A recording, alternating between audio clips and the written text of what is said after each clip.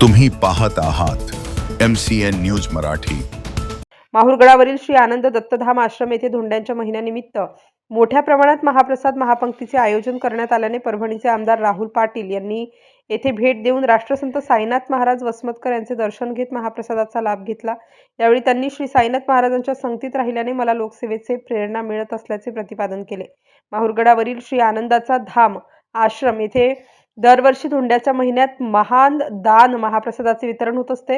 येथे महिनाभरात लाखोंच्या संख्येने भाविक भेट देऊन अन्नदानाचा लाभ घेतात। यामध्ये सर्व प्रकारचे लोकसेवक या ठिकाणी येऊन साईनाथ महाराजांच्या सप्तसूत्री कार्यक्रमाचा अनुभव घेत असतात। ही बाब शासनाच्या कानी गेल्याने शासनाकडून ITIचे प्रमुख मार्गदर्शक ब्रँड अँबॅसेडर म्हणून साईनाथ महाराजांची नेमणूक करण्यात आली असल्याने तसेच त्यांचे सप्तसूत्री कार्यक्रमाची व्याप्ती भारतातील अनेक राज्यात पोहोचलेली असल्याने आनंद दत्तधाम आश्रमात महिनाभरात लाखोंच्या संख्येने भाविक महाप्रसाद ग्रहण करणार आहेत।